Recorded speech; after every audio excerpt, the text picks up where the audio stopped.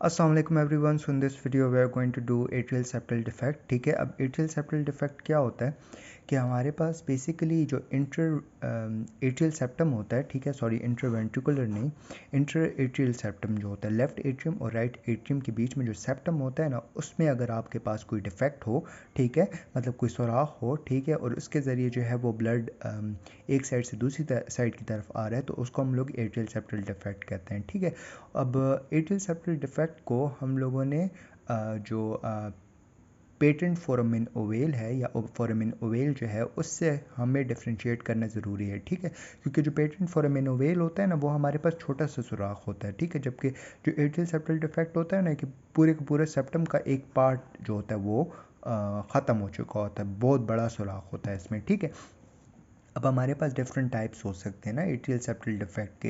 या तो sinus venosus defect होता है, ठीक है, या तो ऑस्टियम सेकेंडम डिफेक्ट होता है, या ऑस्टियम प्राइमम डिफेक्ट होता है। ठीक है, सबसे ऊपर जो है वो हमारे पास साइनस विनोसस विनोसम डिफेक्ट होता है, फिर ऑस्टियम सेकेंडम डिफेक्ट होता है, और एंड में हमारे पास जो है वो ऑस्टियम प्राइमम डिफेक्ट होता है। ठीक है, और जो ऑस्टियम प्राइमम डिफेक्ट होता है ना, तो वो हमारे पास उसमें ऐसा भी हो सकता है कि हमारे पास माइट्रल वॉल भी जो साइड पे होती है ना, लेफ्ट साइड पे, वो भी इन्वॉल्व हो जाए। ठीक है, अब जब माइट्रल वॉल इन्वॉल्व हो जाएगी ना, तो उसकी वजह से क्या होगा, माइट्रल वॉल तो बंद नहीं हो पाएगी, मतलब वो खुली रह जाएगी। अल्टीमेटली क्या होगा, ब्लड जो है वो रिगर्श करेगा। ठीक है, left ventricle to left atrium. ठीक है, और जो मोस्ट कॉमन वन है ना एट्रियल सेप्टल डिफेक्ट में, वो हमारे पास है ऑस्टियम सेकेंडम डिफेक्ट। ठीक है, अच्छा जी, अब इसमें हमारे पास जो एट्रियल सेप्टल डिफेक्ट है ना, it's basically a type of acyanotic heart disease. ठीक है, क्या होता है कि इसमें हमारे पास जो ब्लड ट्रांसफ़र होता है ना, वो कहाँ से होता है, left side of the heart, मतलब लेफ़्ट एट्रियम से राइट एट्रियम की तरफ आता है। ठीक है, क्यों आता है, because of the pressure difference. ठीक है,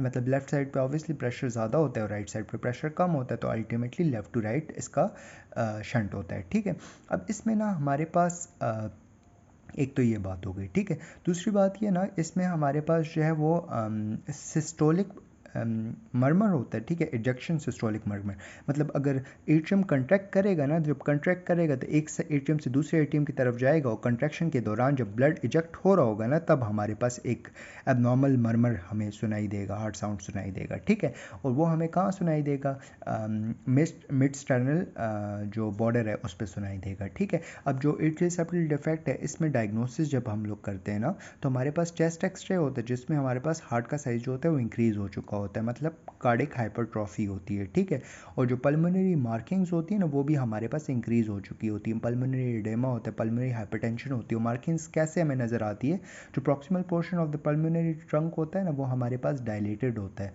और जो डिस्टल पोर्शन होता है ना, वो हमारे पास कंट्रैक्टेड होता है। ठीक है, प्रॉक्सिमल पोर्शन जो होता है ऑब्वियसली फूला होता है, क्योंकि पीछे से तो ब्लड की जोर आ रहा है। ठीक है, और डिस्टल जो होता है वो कंट्रैक्टेड होता है। ठीक है, अब ईसीजी में जब आप देखते हो ना, तो उसमें क्या होता है कि हमारे पास राइट साइड पे ऑब्वियसली जोर पड़ रहा है ना, तो राइट वेंट्रिकुलर हाइपरट्रॉफी होती है और राइट एक्सिस डेविएशन होती है। ठीक है, इको जो होता है वो गोल्ड स्टैंडर्ड होता है, उसमें हमारे पास एट्रियल जो सेप्टम है, उसमें जो भी डिफेक्ट होता है वो हमें इजीली समझ नज़र आ जाता है। ठीक है, इसके बाद हम लोग आते हैं हमारी मैनेजमेंट पे। ठीक है, मैनेजमेंट में क्या होता है कि मेडिकल ट्रीटमेंट होती है, सर्जिकल ट्रीटमेंट होती है। ठीक है, मेडिकल ट्रीटमेंट में यही होता है कि ऑब्वियसली सेप्टम में मसला है। ठीक है, सेप्टम में मसले की वजह से क्या होगा, बैक्टीरियल एंडोकार्डाइटिस के चांसेस जो है वो इंक्रीज़ हो जाएंगे। ठीक है, वेजिटेशन बनना के चांसेस इंक्रीज़ हो जाएंगे, तो हम पेशेंट को एंटीबायोटिक्स दे देंगे, जिसमें बेंजाइल पेनिसिलिन आ जाता है, वैंकोमाइसिन, जेंटामाइसिन, ये सारी चीज़ें। ठीक है, और दूसरा आप सर्जिकली इसको क्लोज कर लेते हो। ठीक है,